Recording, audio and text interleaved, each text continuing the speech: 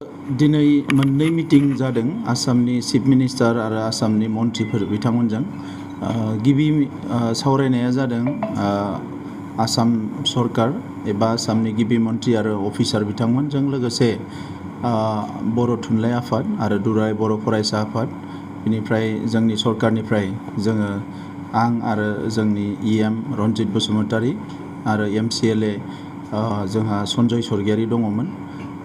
बेवहाय बिटिआर गोरोबथानि गासैबो दफाफोरखौ जोबोद सिरियासलि दिनै फिन खेबसेबाव सावरायनाय जादों।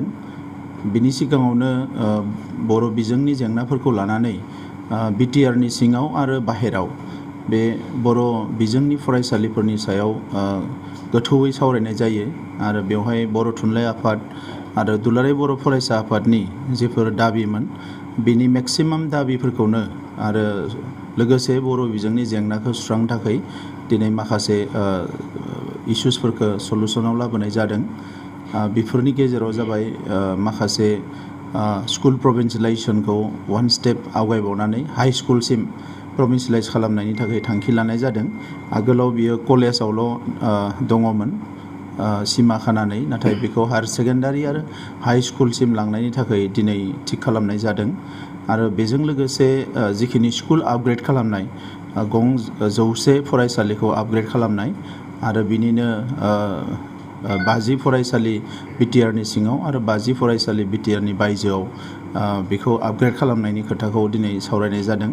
आरो बेखौ बर' थुनलाइ आफाद आरो दुलाराय बर' फरायसा आफादजोंनो सावरायनानै बिनि बायदिसिना जेंनाफोरखौ सुस्रांनायजों लोगोसे स्कुलनि लिस्टखौ बानायनानै बेखौ आपग्रेड खालामनायनि खोथाखौ सावरायनाय जादों।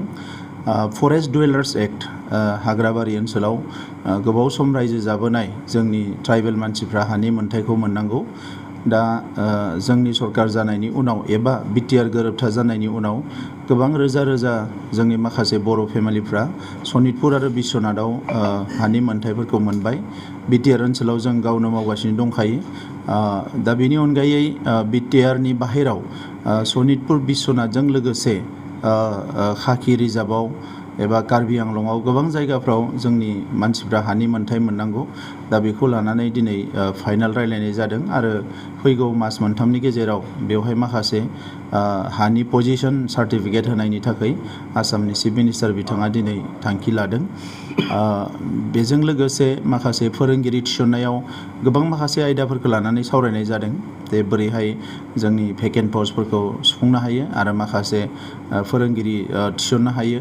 आरो लोगोसे मडेल जि कलेजफोर फोसावबाय बेवहाय जोंनि मैखोम ओनसोलफ्राव जेराव जोंनि बर' सुबुंफ्रा रायजो जानानै दङ बै ओनसोलफोरनि कलेजफ्राव बर' साबजेक्टखौ एबा बर' MIL खौ थिसननाय जायाखैमोन।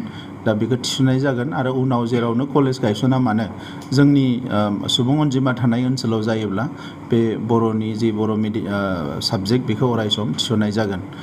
बेनि अनगायै जोंहा जि उदालगुरि कलेजाव इउनिभार्सिटि केम्पास गायसननाय, लोगोसे बड'लेण्ड जोंहा क'क्राझारनि जि गभमेन्ट कलेज बेखौ इउनिभार्सिटिसिम जोंहा आपग्रेड खालामनाय, बे हाबाफारिफोरखौ थाबैनो मावनायनि थांखि लानाय जादों। आरोबाव मोनसे मोजां बाथ्रा, बिटिआर एकर्डआव इउनिभार्सिटि मोनसे अर्गेनिक इउनिभार्सिटिनि मोनसे दफा दङमोन। दा बेखौ दिनै थांखि लानाय जादों जेब्लायसिम इउनिभार्सिटिखौ फुल फ्लेजेड लुफुंनाय जाया बै समसिम जरहाट एग्रिकालसार इउनिभार्सिटिनि मोनसे केम्पास उदालगुरियाव गायसननाय जागोन।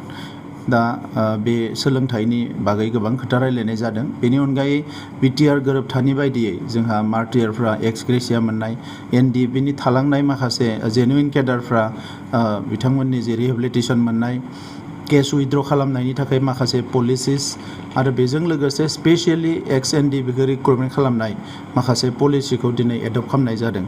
आरो बेजों लोगोसे कार्बि आंलंनि इस्युखौ लानानै थाबैनो मावफुंनायनि थाखाय दिनै थांखि लानाय जादों। आरो बर' कसारि वेलफेयार काउन्सिलाव समस्तिखौ थिग खालामनायजों लोगोसे बेवहाय इलेक्सन खुंनाय बायदिसिना बाथ्राफोरखौबो दिनै दुलाराय बर' फरायसा आफाद आरो माखासे जोंनि दैदेनगिरिफोरजों आसामनि चिफ मिनिस्टार आरो मन्थ्रि बिथांमोना सावरायनाय जादों।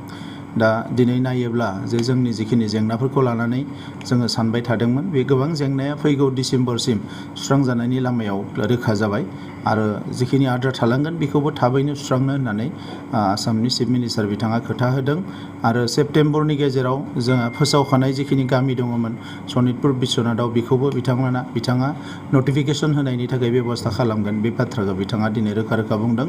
दा नंखायनो जाय जोंहा रोजा रोजा सुबुंफ्रा मुंख्लं जालांबाय हारिनि थाखाय दिनै बिथांमोननि खोथाखौ लानानै जों अरायसम सानबाय थायो आरो जायफ्रा गोरोबथा खालामनानै दिनै न'आव फैबाय बिथांमोनाबो सानबाय थायो जे जोंनि जेंनाफ्रा मारा जोबस्रांगोन। दा बेफोरखौ लानानै दिनै जोंनि सावरायनाया जोबोद मोजां जादों आरो आं मिजिंथिदों जे बियो थाबैनो जोंनि रायजो राजाफ्रा लुबैनाय बायदि जों मोगथाङाव महर होनो हागोन। मोननैनि गेजेराव तामुलपुराव जुडिसियेल कर्टखौ गायसननायनि थाखाय चिफ मिनिस्टारा खोथा होदों। बावैसो आसाम पुलिसनि माखासे सावरायनाय बायदियै एसपि जि मोनसे कनफारेन्स जादोंमोन बेनि रिपर्ट बायदियै तामुलपुर आरो गरेस्वर बेनि जि कर्ट बेखौ रंगियाव खालामनायनि खोथा मोनसे हाइकर्टआ फोसावदोंमोन। नाथाय बेखौ आंबो साननैसो सिगाङाव चिफ मिनिस्टार बिथांनो लाइजाम हरदोंमोन आरो दिनैनि जि सावरायनायावबो बियो जायगा मोनदों। दा बेजों चिफ मिनिस्टार बिथाङा थांखि लादों जे हाइकर्टजों सावरायनानै तामुलपुराव थाबैनो कर्टखौ गायसननाय जागोन बेखौ बिथाङा खोथा होदों। जब माखासे गोदान जब ओंखारनायनि बाथ्रा दङ, माखासे फोरोंगिरिफोरनि ड्रप पस्ट बायदिसिना गोबां जेंनाफोर दङ।